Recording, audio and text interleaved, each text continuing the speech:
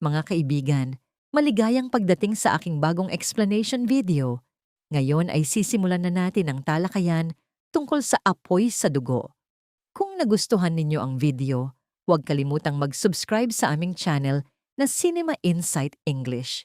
Para sa mga nanonood mula sa Facebook, ang link ng aming YouTube channel ay nasa video description.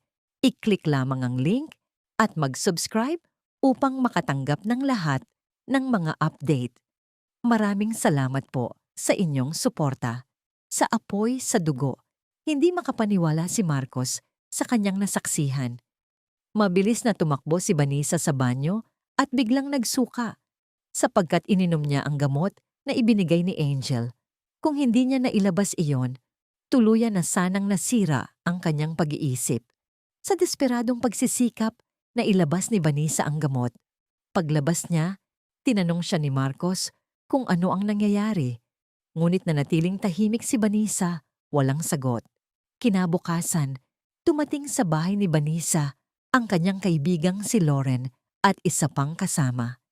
Ibinigay nila ang isang mobile phone upang mabilis siyang makontak kung may problema. Alam ni Vanessa na nakadisguise ang kanyang mga kaibigan, kaya tinanggap niya ang telepono. Sa labas ay kumilos siyang normal, ngunit palaging binabantayan ni Angel si Vanessa at ang kanyang mga kaibigan. Bilang isang abogado, nagsimulang maghanap si Vanessa ng matibay na ebidensya laban kay Angel at sa kanyang mga kasabwat.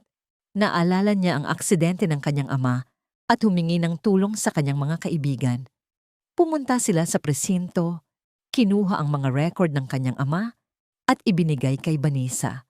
Sa isang pagtitipon, nagbabala si Vanessa na may mga plano si Angel. Naroon din si Sylvia. Nagulat si Angel sa babalang yon, nanlaki ang kanyang mga mata at tinanong kung ano ang plano ni Vanessa. Naging determinado si Angel na tuluyang patahimikin si Vanessa. Akala ni Angel magtatagumpay ang kanyang plano. Ibinigay niya kay Vanessa ang gamot upang hindi ito makapagsalita. Ngunit sa kanyang pagkagulat, bumalik sa normal si Vanessa at dumating ang mga pulis upang ipaalam sa pamilya na iniimbestigahan na si Angel. Malinaw ang sinabi ng pulisya, si Angel ang ugat ng lahat.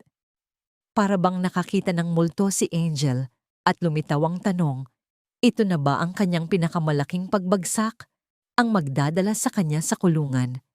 Kung mapapatunayan, ito ang magiging pinakamabigat na parusa sa pagpapahirap niya sa pamilya ni Vanessa, lalo na sa pagkidnap kay Sylvia.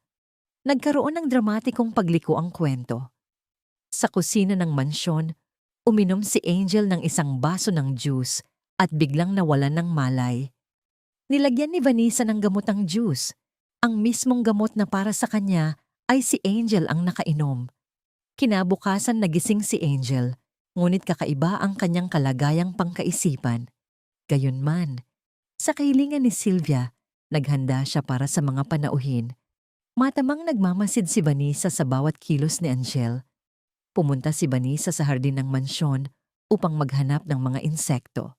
Nakakita siya ng mga kuto. Samantala, naghihiwa ng mangga si Angel. Nang lumayo si Angel upang kumuha ng iba, mabilis na nilapitan ni Vanessa ang mga mangga. Ito ang simula ng kanyang susunod na hakbang na lalo pang magpapabigat sa kapalaran ni Angel. Nilagay ni Vanessa ang mga